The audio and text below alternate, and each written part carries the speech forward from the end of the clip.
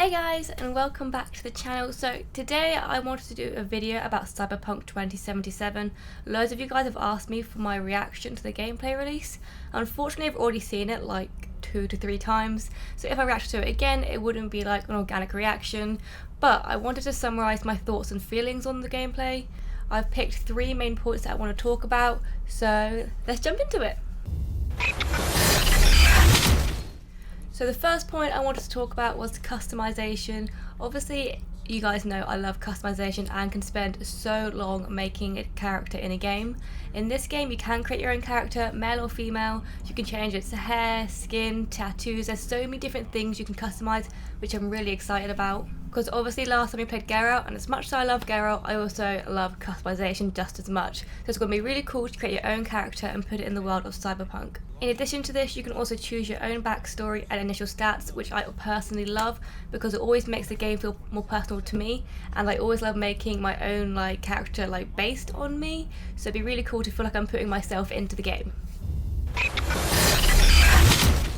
The second point is immersion. When watching the game, there were just so many details which made the game super realistic. You can use the environment to your advantage. For example, you could use this water in a box to drown a guy. You could shoot through walls, and as you shot through the walls would crumble apart, which is just so cool that the environment changes to how you play. The gameplay is super fluid. This isn't even a final version yet. Usually when you see alphas and betas, there's always lagging, there's always some glitches and bugs, but throughout this whole gameplay, I couldn't see any glitches or bugs, which is awesome because this game doesn't even have a release date yet, so there's going to be so many more improvements for the actual final product. You get a fuck ton of freedom with your dialogue options and just choices in general. Choices impact the game, and there are a lot of consequences depending on the action you take. Just in this gameplay, the one mission they showed, there are at least 4 to 5 different options you could take. You could take the passive route, the violent route, you could steal the credit, you could use the credits on something else, you could get the suits involved, you could not get them involved, you could do it yourself. Honestly, there's so many different options.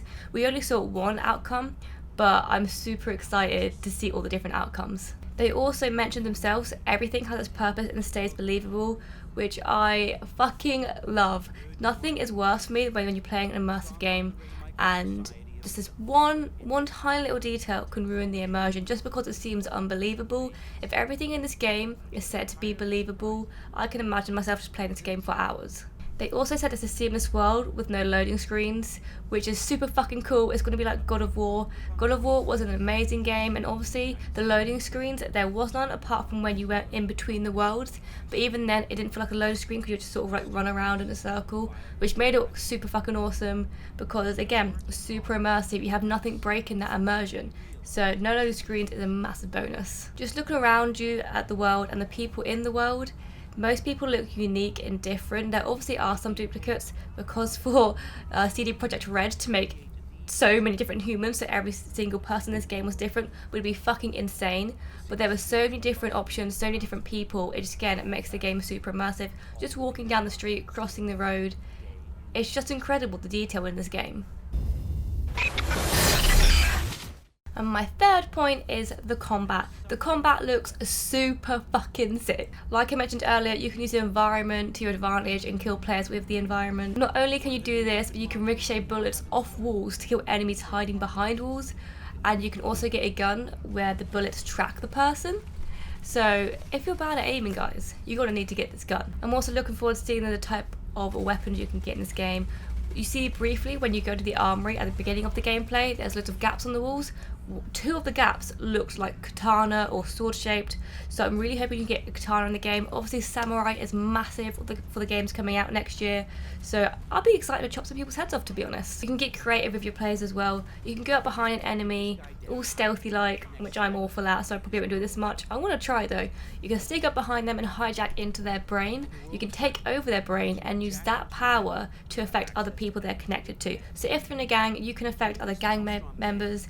So if you see in this gameplay, you can take out this gang member by simply shutting off his gun and making it not work at all, which I don't know how you would do through a hijack, how you would make a gun work, but either way you can do it and you can kill him very easily. I also really like how the movement in this game isn't over the top. A lot of games can do that, Call of Duty sometimes can do that when you're like flying through the air, but the combat in this game isn't too crazy. You can double jump and you can bounce off walls to a slight parkour aspect, which I'm really going to enjoy, but apart from that, the movement is an OTT and again makes it super realistic. And finally, I noticed how NPCs are useful in combat, which is a rare thing. Never really happens. Never really happens, but as you can see, this NPC here, he's literally lifting up the car, holding it up to defend you from all the bullets from the boss that are coming your way, which is super fucking awesome. It's so cool. What I'm most excited for really is all the possibilities in the game and how your actions have consequences and how it will affect your gameplay, and hopefully the ending as well. I'm really hoping there's going to be multiple endings, which I assume there is if there are so many different paths you can take. Therefore, each playthrough is going to be super different and it's going to have a lot of replayability. I'm also excited to see how the graphics improve.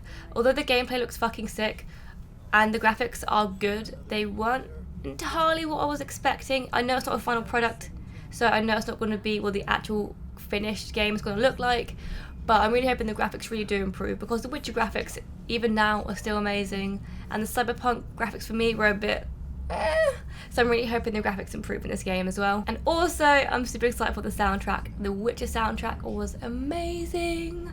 So this soundtrack better be good, because obviously a soundtrack can really make or break a game.